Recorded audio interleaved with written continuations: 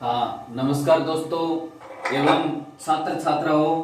अपने YouTube channel GK Ravindra Chauhan के ऊपर फिर से आज मैं नया टॉपिक टोंक के पिंडारी लेकर के फिर से आपके बीच में हाजिर हूँ। राजस्थान के इतिहास अपना चल रहा है वर्तमान में। राजस्थान में एकीकरण से पहले 19 रियासत थी। 19 रियासत थी, 15-16 रियासत यूट्यूब चैनल के ऊपर डाल दी है। 19 की 19 रियासत A to Z रियासतों का इतिहास इस चैनल के ऊपर आपको बताया जाएगा।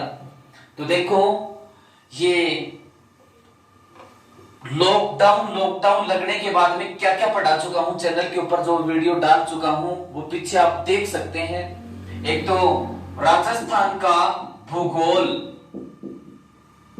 A to Z टॉपिक, छोटी से बड़ी सभी कंपटीशन के उनके परीक्षा में आए प्रश्न भी। राजस्थान की कला संस्कृति इसके भी A to Z टॉपिक, उसके कंपटीशन में आए हुए प्रश्न भी। अब राजस्थान का इतिहास। राजस्थान में एकीकरण से पहले 19 रियासत थी। 14-15 रियासतों को इतिहास पढ़ा चुका हूं, 5-4 रियासत और बची हुई हैं। इसके इन के ऊपर भी A to Z टॉपिक, चाहे वो छोटी रियासत हो चाहे बड़ी रियासत हो, किसी भी कंपटीशन के लिए आमतौर के ऊपर जब हम पढ़ते हैं तो 7-8 रियासतों का इतिहास मेन है, लेकिन आपको 19 की 19 रियासतों का इतिहास पढ़ाया जाएगा। क्योंकि कई बार क्या होता है कि कोई ज्यादा इंपॉर्टेंट टॉपिक होता है, उसमें से प्रश्न आते ही हैं, उसमें से ज्यादा आते हैं। कई बार कोई कम इंपॉर्टेंट होता है तो उसमें से भी 1-2 प्रश्न आ जाते हैं। तो कंपटीशन की तैयारी करने के लिए या मेरिट में अच्छा नंबर लेके आने के लिए प्रत्येक चीज को यदि पढ़ा जाए तो वो बहुत अच्छी बात है। और जीके के अंदर मैंने भारत का पूरा इतिहास A to Z topic channel के ऊपर डाल दिया। भारत की राजनीति वो भी A to Z है। इसके अलावा अब इकोनॉमिक्स और ये ज्योग्राफी ये डालनी बाकी है। अब वर्तमान में राजस्थान पुलिस की भर्ती बड़ी भर्ती है, तो इसलिए इसके महत्व को देखते हुए पहले राजस्थान जीके, राजस्थान का भूगोल, कला, संस्कृति ये कंप्लीट होगा, फिर राजस्थान की राजनीतिक व्यवस्था, फिर राजस्थान की करंट जीके। राजस्थान पुलिस को देखते हुए करंट जीके भी, कंप्यूटर भी, साइंस की भी, मैथ, रीजनिंग सारी क्लास आपको मिलेंगी। रिट के लिए भी साइको की कुछ क्लासें हो चुकी हैं। हिंदी के में व्याकरण के 16-17 टॉपिक जो रिट, पटवार, ग्राम सेवक उनके सिलेबस में है, उस हिसाब से डाल चुका हूं। जो बच्चा रेगुलर चैनल के ऊपर रहेगा, क्लासें लेता रहेगा, उसकी निश्चित तौर पर सफलता की मैं गारंटी दिलाता हूं।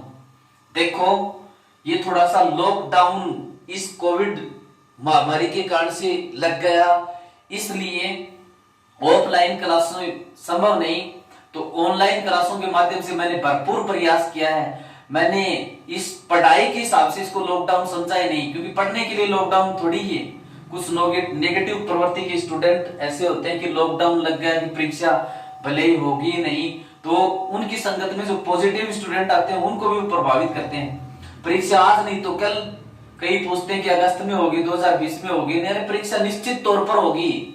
और उसके लिए भाई थोड़ी सी लेट होगी तो कोई बात नहीं, वो एक के लिए लेट थोड़ी ना है, सभी के लिए लेट है। तो जो रेगुलर तैयारी के लगे रहेगा वो निश्चित तौर पर एक दिन सफल हो जाएगा। और जो नेगेटिव ये सोच करके कि परीक्षा होगी तब तैयारी करेंगे, मैं इस चैनल की मेरी बताता हूं। लॉकडाउन लगने के बाद में मैंने एक दिन मिस नहीं किया, एक दिन वीडियो मिस नहीं किया, रेगुलर चल रहा है। तो जो पढ़ने वाले बच्चे हैं ना, उनको बहुत फायदा होगा। तो आज अपना राजस्थान जीके में एक छोटी सी रियासत, एक छोटा सा टॉपिक है, टोंक के पिंडारी। राजस्थान में एकीकरण से पहले 19 रियासत थी। कई बार एक छोटा सा प्रश्न पूछ लेते हैं, मुस्लिम रियासत कौन सी थी? तो मुस्लिम रियासत कौन सी थी? टोंक। मुस्लिम रियासत कौन सी थी? टोंक। ये जिला टोंक। राजस्थान में सबसे ज्यादा आकृति किस जिले की मिलती है? टोंक की। राजस्थान की आकृति विषम कोणीय चतुर्भुजाकार, और राजस्थान में सबसे ज्यादा आकृति किस जिले की मिलती है? टोंक की। तो एकमात्र मुस्लिम रियासत कौन सी थी? टोंक। यहां पर पिंडारी मुस्लिम शासक हुए हैं। इसका थोड़ा सा पीछे का इतिहास देखते हैं तो कोई ज्यादा बड़ी बात नहीं। ये टोंक यानी ये क्षेत्र कभी किसके अधीन, कभी किसके अधीन, कभी किसके अधीन, कभी किसके अधीन, फिर अंत में पिंडारी, अमीर का पिंडारी था एक, उसने इसके ऊपर वर्चस्व स्थापित करके मुस्लिम रियासत इसको बनाया। तो शुरुआत में देखो ये 13वीं शताब्दी तक रणथंभौर के चौहानों का राज्य था।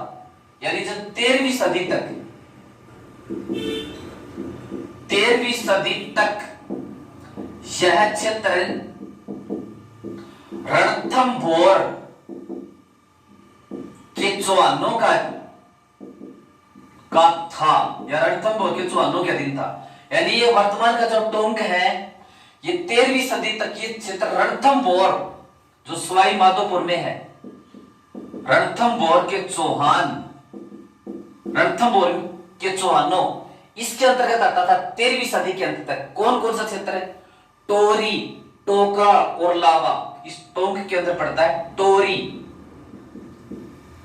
टोकरा और लावा 13वीं शताब्दी के अंत तक ये रणथंभौर के चौहानों के अंतर्गत आते थे। टोरी, टोकरा और लावा जो टोंक के अंदर पड़ते हैं। फिर देखो रणथंभौर के चौहानों का भी पतन हो गया। 1303 में अमीर देव चौहान की मृत्यु हो गई। तो 1303 में अमीर देव चौहान की मृत्यु होने के बाद में रणथंभौर के चौहानों का भी पतन हो गया। फिर क्या हुआ?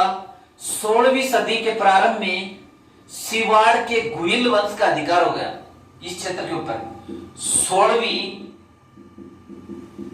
सदी के प्रारंभ में सिवाड़ के गुहिल वंश का अधिकार हो गया इस क्षेत्र के ऊपर। 16वीं सदी के प्रारंभ में सिवाड़ के गुहिल वंश का अधिकार हो गया। यानी गुहिल वंश का शासन कहां पर था? यहां पर मेवाड़ पर था। तो सिवाड़ के गुहिल, सिवाड़ क्षेत्र में गुहिलों के वंशज थे, उनका अधिकार हो गया 16वीं सदी में। कहां पर? टोंक के ऊपर हो गया। फिर देखो इतिहास में एक घटना बड़ी महत्वपूर्ण है, खानवा का युद्ध 1527 के अंदर हुआ था। खानवा यहां पर पड़ता है भरतपुर में। खानवा का युद्ध ये कब हुआ था? 1527 के अंदर हुआ था। किस किस के मध्य? इधर से मेवाड़ का शासक था महाराणा सांगा, महाराणा सांगा, और दूसरी पक्ष में ये शासक था, मुस्लिम शासक था बाबर। तो इधर से बाबर आ गया यहां पर खानवा भरतपुर के अंदर, इधर से महाराणा सांगा चला गया। ये राजस्थान का एकमात्र युद्ध है जिसमें अधिकांश राजा सांगा के नेतृत्व में लड़े थे, नहीं तो एक राजा के नेतृत्व में इतने राजा कभी भी लड़े नहीं। तो खानवा के युद्ध में महाराणा सांगा और इधर से बाबर आ गया। खानवा नामक स्थान के ऊपर यहां पर युद्ध हुआ। इस युद्ध में जीत किसकी हुई? बाबर की जीत हुई, यानी सांगा की इसके अंदर हार हो गई। तो इसके परिणाम स्वरूप इसके ऊपर किसका अधिकार हो गया? बाबर का। कह सकते हैं मुगलों का अधिकार हो गया। तो खानवा युद्ध के बाद इसके ऊपर किसका अधिकार हो गया? खानवा युद्ध के बाद बाबर का अधिकार। खानवा युद्ध के बाद इसके ऊपर किसका अधिकार हो गया? बाबर का अधिकार हो गया, यानी मुगलों का अधिकार हो गया। फिर अकबर का एक सेनापति था, जयपुर का शासक मानसिंह प्रथम। ये मानसिंह प्रथम मुगलों का सर्वोच्च सेनापति था। तो अकबर ने खुश होकर के और ये क्षेत्र किसको दे दिया? मानसिंह प्रथम को दे दिया। अकबर ने यह क्षेत्र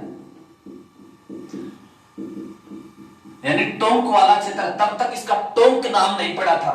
यह क्षेत्र मानसिंह प्रथम का शासक था, आमेर या जयपुर का भी कह सकते हैं, आमेर शासक को दे दिया,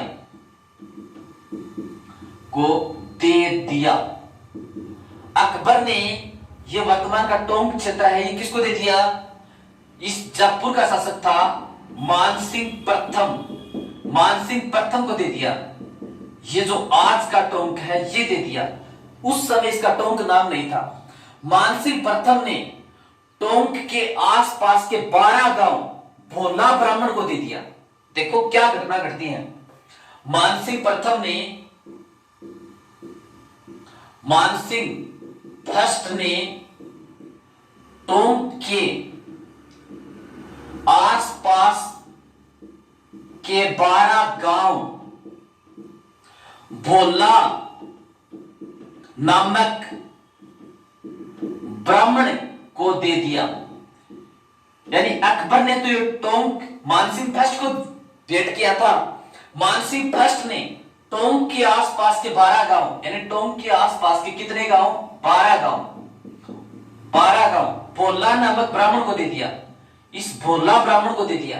इसी भोला नामक ब्राह्मण ने उसी ने इस क्षेत्र को टोंक नाम दिया। तो टोंक नाम किसने दिया था? भोला ब्राह्मण ने। टोंक नाम किसने दिया था? भोला ब्राह्मण ने। खानवा युद्ध के बाद में मुगलों का अधिकार हो गया। अकबर ने यह क्षेत्र दे दिया मानसिंह फर्स्ट को। मानसिंह फर्स्ट ने क्षेत्र दे दिया भोला ब्राह्मण को। 12 गांव, इनका नाम भोला ब्राह्मण ने क्या रखा? टोंक रखा। फिर देखो 1707 में जब औरंगजेब की मृत्यु होगी तो मुगल साम्राज्य कमजोर पड़ गया। तो उस समय फिर 1729 में जयपुर का इसके ऊपर फिर से अधिकार हो गया। 1729 में टोंक पर जयपुर का पुनः अधिकार हो गया। अब इसके बाद में 1750 के अंदर टोंक और रामपुरा, देखो 1750 के अंदर ये टोंक प्लस रामपुरा, यानी टोंक और रामपुरा, टोंक और रामपुरा, ये जयपुर रियासत के शासकों ने मल्हार राव होलकर को दे दिया। मल्हार राव होलकर को दे दिया। ये मल्हार राव होलकर कौन था? मराठा सरदार था। मराठा सरदार था। इसको क्यों दे दिया? चौथ करके बदले में, चौथ करके बदले में, यानी मराठे जिस रियासत के ऊपर आक्रमण करते थे, अधिकार कर लेते थे, तो कि हम तेरे ऊपर आक्रमण नहीं करेंगे, तो हमको टैक्स देता रहा है। ये बदमाश प्रवृत्ति के थे, तो ये टैक्स लेते थे चौथ और सरदेश मुखी। ये टैक्स लेते थे चौथ व सरदेश मुखी। तो जयपुर रियासत के शासकों ने कह दिया मराठों को कि टोंक और रामपुरा ले लो आप चौथ के बदले में, चौथ टैक्स के रूप में। जयपुर रियासत के शासकों ने ये टोंक और रामपुरा किस मराठा सरदार को दे दिया? मल्हार राव होलकर को दे दिया। मल्हार राव होलकर को दे दिया। ठीक है। अब देखो ये मल्हार राव होलकर को दे दिया। अब मल्हार राव होलकर इसकी सेना में भर्ती होकर कोई आया, या इस आया अमीर खां पिंडारी, फिर अमीर खां पिंडारी का किसी प्रकार से इसके ऊपर अधिकार हो गया। देखो कैसे क्या रीजन बनता है।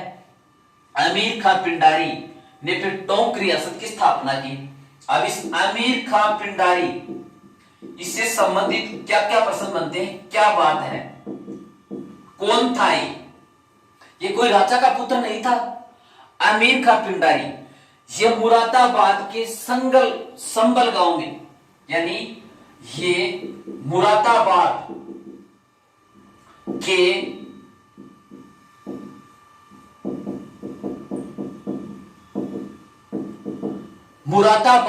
के संबल गांव में मुल्ला आयात खां का लड़का था।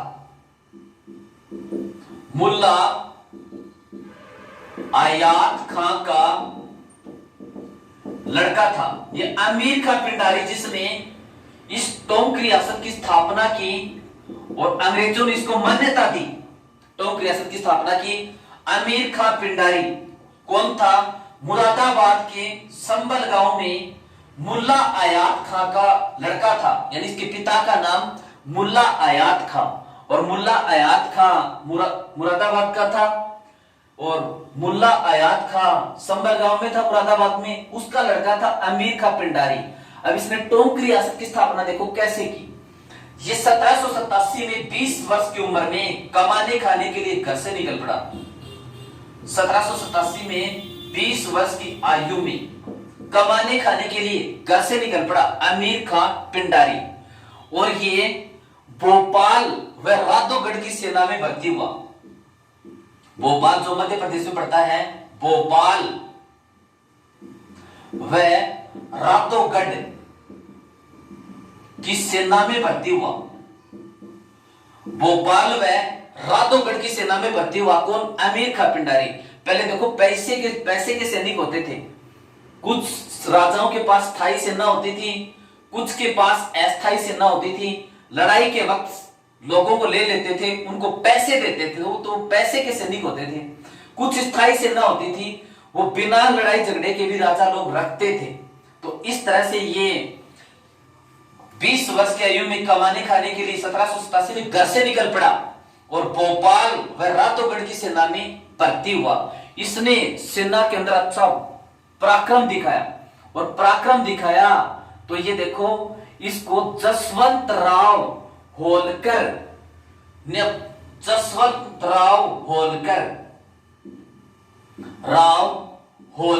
उसकी सेना में चला गया। ये जसवंत राव होलकर मराठा सरदार था, मराठा सरदार। उसने अपनी सेना में इसको ले लिया और बड़ा पद दिया। तो भोपालगढ़ व रातोगढ़ से तो सेना में भर्ती हुआ था बीच में, और इस तरह से पहुंचता पहुंचता जसवंत राव होलकर मराठा सरदार उसकी सेना में पहुंच गया, अमीर खां पिंडारी। अब देखो 1804 के अंदर क्या घटना घटती है। 1804 के अंदर इस मराठा सरदार जसवंत राव होलकर और अंग्रेजों के मध्य युद्ध हुआ। जसवंत राव होलकर को अंग्रेजों ने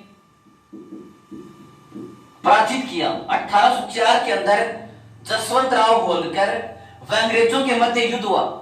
इस युद्ध में जीत किसकी हुई? अंग्रेजों की। तो जसवंत राव होलकर के जो मराठा सरदार था उसकी सेना में था ये बड़े पद पर। अब 1804 के अंदर क्या हुआ, ये जिसकी सेना में था जसवंत राव होलकर की सेना में, उसको अंग्रेजों ने हरा दिया। तो अमीर खां पिंडारी ने फिर क्या किया, उसके जो विश्वास पात्र सैनिक, उसके जो आदमी थे, फिर इसने स्वतंत्र रूप से और लूटपाट मचाने की शुरुआत कर दी। किसी भी रियासत की ओर गया और अपने सैनिकों को लेकर के वहां से लूट का दल लेके आया, फिर किसी दूसरी रियासत के अंदर ले गया और इस तरह से लूट का दल लेकर के आ गया। 1812 तक इसके पास 60,000, 1812 तक इसके पास 60,000 और सैनिक हो गए थे। 1812 तक 60,000 पिंडारी सैनिक हो गए। यानी इस जिसकी सेना में था जसवंत राव, उसकी तो हार हो गई, लेकिन उसके बाद में इसने फिर स्वतंत्र रूप से और लूटपाट करनी चालू कर दी। 1812 तक इसके पास 60,000 सैनिक हो गए। किसके पास? अमीर खां पिंडारी के पास हो गए। अब देखो इसका पराक्रम चारों ओर हो गया। तो 1817 में अंग्रेजों ने इसके साथ संधि की, और 1817 में अंग्रेजों ने इसके साथ संधि की। तो 1817 में अंग्रेजों ने इसके साथ संधि की। उस संधि के तहत इसको टोंक रियासत को मान्यता दे दी और टोंक रियासत का राजा बना दिया। इस प्रकार से इस टोंक रियासत की स्थापना हुई। तो 1817 में अंग्रेजों से संधि व टोंक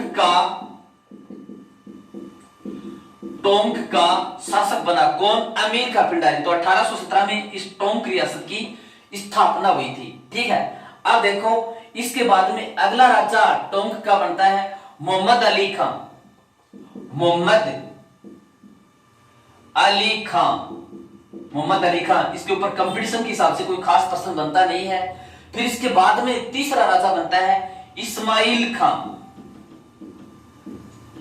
तीसरा राजा बनता है इस्माइल खां। इस्माइल खां के ऊपर क्या प्रश्न बनता है? जब पूर्व राजस्थान संघ बना था, राजस्थान के एकीकरण के दौरान पूर्व राजस्थान संघ बना था 1948 के अंदर, उस समय टोंक का शासक कौन था? इस्माइल खां। और पूर्व राजस्थान संघ में फिर टोंक रियासत का विलय हो गया। तो मिर्जा इस्माइल खां राजस्थान के एकीकरण के दौरान जब पूर्व राजस्थान संघ का उदय हुआ या बना 1948 में, तो उस समय टोंक का शासक कौन था? इस्माइल खां। इस तरह से ये टोंक से छोटी सी रियासत है, लेकिन छोटी हो चाहे बड़ी हो, कई बार कंपटीशन की पूर्ण तैयारी के लिए हमें छोटा बड़ा प्रत्येक टॉपिक पढ़ना होता है, जिससे निश्चित तौर पर सफलता मिलती है। तो अमीर खां पिंडारी, एक बार फिर से बताता हूं, जिसने टोंक रियासत की स्थापना की थी, एक लुटेरा था। मुरादाबाद के संबल गांव में इसका जन्म हुआ। इसके पिता का नाम मुल्ला आयात खां, इसका लड़का था ये 1787 में घर से चल दिया, वैसे कमाने खाने के लिए। और 1787 में इसकी उम्र कितनी थी? 20 वर्ष की उम्र थी इसकी आयु में। ये पहले भोपाल, फिर रातोगढ़ की सेना में भर्ती हुआ, फिर जसवंत राव होलकर जो एक मराठा सरदार थे, इसकी सेना में पहुंच गए। अब ये जसवंत राव होलकर की 1804 में अंग्रेजों से लड़ाई हुई, जिसमें जसवंत राव होलकर की पराजय हुई। तो फिर इसकी पराजय के बाद में ये स्वतंत्र रूप से घूमने लगा, स्वतंत्र सेना लेकर के कभी मेवाड़ के ऊपर आक्रमण किया, कभी मारवाड़ के ऊपर, कभी जयपुर के ऊपर। इस तरह से इसने लूटना चालू किया रियासतों को, और लूट का धन लेके आते थे और सैनिकों में बांट देते थे। और ये जो मेवाड़ के शासक था भीम सिंह, इसकी पुत्री थी कृष्णा कुमारी। इसको भी इसने आत्महत्या करने के लिए मजबूर कर दिया था, क्योंकि कृष्णा कुमारी एक तो था मारवाड़ का मानसिंह और एक जयपुर का था जगत सिंह। बताते हैं भीम सिंह की पुत्री कृष्णा कुमारी का सगाई हुई थी मारवाड़ के मानसिंह के बड़े भाई के साथ, लेकिन उसकी मृत्यु हो गई। फिर मानसिंह उसके साथ शादी करना चाहता था, जगत सिंह के साथ उसका रिश्ता तय कर दिया। इन दोनों में इस बात को लेकर के अनबन हो गई। दोनों आ गए घिगोली नामक स्थान पर एक युद्ध हुआ था, घिगोली का युद्ध। ये घिगोली का युद्ध हुआ था 1807 में हुआ था। घिगोली का युद्ध मानसिंह मारवाड़ के और जगत सिंह जयसिंह का इसके मध्य हुआ था। घिगोली जो परबत्सर के अंदर है। युद्ध का कारण क्या था? मेवाड़ के शासक भीम सिंह की पुत्री कृष्णा कुमारी के साथ विवाह को लेकर के युद्ध हुआ था। कहते हैं इस कृष्णा कुमारी को अमीर खां पिंडारी के दबाव के कारण से फिर जहर देकर के मारा गया था। तो देखो ये 1812 तक इसके पास 20,000 सैनिक हो गए थे अमीर खां पिंडारी के पास, जो घर से यूं ही कमाने खाने के लिए निकला था। किस्मत पता नहीं कब किस मौके के ऊपर साथ गए थे। फिर 1817 में इसने अंग्रेजों से संधि की, अमीर खां पिंडारी ने, और इसको टोंक इस क्षेत्र का राजा बना दिया। ये राजस्थान की एकमात्र मुस्लिम रियासत, इसकी स्थापना किसने की थी? अमीर खां पिंडारी ने। अब देखो इस अमीर खां पिंडारी को 1817 में राजा बनाया। इसकी मृत्यु कब हुई थी? 1834 के अंदर अमीर खां पिंडारी की मृत्यु हो गई। इसके बाद में अगला राजा बनता मोहम्मद अली खां। इसके ऊपर कोई खास प्रश्न नहीं बनता। फिर इस्माइल खां, तीसरा शासक। इस्माइल खां के ऊपर प्रश्न क्या बनता है? जब रियासतों को मिला करके राजस्थान का निर्माण किया जा रहा था, तो एक चरण आता है पूर्व राजस्थान संघ, और पूर्व राजस्थान संघ ये राजस्थान के एकीकरण का दूसरा चरण है। तो पूर्व राजस्थान संघ में टोंक रियासत को शामिल कर दिया गया, और उस समय टोंक का शासक कौन था? इस्माइल खां। प्रश्न पूछ लें, राजस्थान के एकीकरण या राजस्थान के एकीकरण के पूर्व राजस्थान संघ के चरण के समय 1948 में टोंक का शासक कौन था? इस्माइल खां।